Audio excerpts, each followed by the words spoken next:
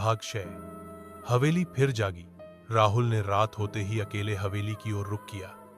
रास्ते में उसे काली बिल्ली दिखी जो बार बार उसके सामने आकर रास्ता रोक रही थी। हवेली में घुसते ही उसे लगा जैसे हवा भारी हो गई हो। हर कदम पर अर्जुन की मौजूदगी महसूस हो रही थी।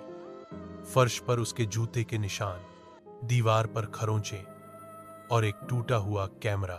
फिर अचानक उसी कमरे से फिर से वो चीख सुनाई दी, वही लड़की की जो अर्जुन ने सुनी थी। राहुल दौड़ता हुआ वहां पहुंचा और वहां आईना था, और इस बार आईने में राहुल के पीछे अर्जुन खड़ा था, पर असल में वो वहां नहीं था। भाग 7, आत्मा की चाल। राहुल ने डरते हुए अर्जुन की डायरी उठाई जो वहीं पड़ी थी, लेकिन जैसे ही उसने पन्ना पलटा, उसमें नया पन्ना जुड़ा हुआ था जिस पर लिखा था, राहुल अब तेरी बारी है। अचानक दरवाजे अपने आप बंद हो गए। हवेली कांपने लगी। राहुल के सामने एक सफेद साड़ी में जली हुई लड़की प्रकट हुई जिसकी आंखों से खून टपक रहा था।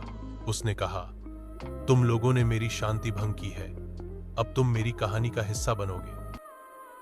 भाग 8, अंत या एक नई शुरुआत। अगले दिन गांव में फिर हलचल हुई, क्योंकि हवेली की छत पर अब 2 परछाइयां देखी जा रही थीं, एक अर्जुन की और एक राहुल की। अब हवेली में 2 आत्माएं हैं और गांव में फिर एक नई अफवाह शुरू हुई। जो भी कैमरा लेकर हवेली में जाएगा वो उस कैमरे का आखिरी फुटेज बन जाएगा। भाग 9, एक लड़की की जिज्ञासा। नाम था नेहा, एक पत्रकार और पैरानॉर्मल रिसर्चर। उसे अर्जुन और राहुल की रहस्यमयी गुमशुदगी की खबर एक पुरानी फाइल के जरिए मिली।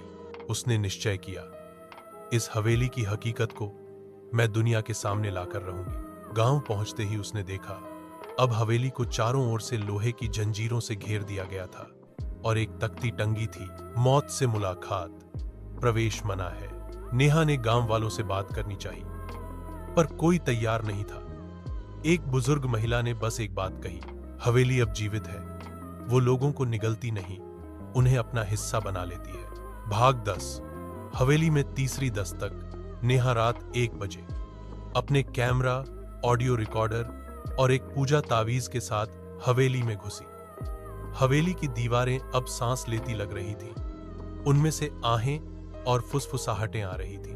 अंदर घुसते ही उसने देखा कि दीवार पर एक नया नाम लिखा था, नेहा, और जैसे ही उसने देखा, नाम के नीचे खून टपक रहा था। टॉर्च की रोशनी में उसे एक दरार के पीछे एक कमरा दिखा जो पिछले नक्शों में नहीं था। उस कमरे में दीवारें आईनों से भरी हुई थीं, हर आईने में कोई अलग चेहरा और सभी डर में फ्रोजन।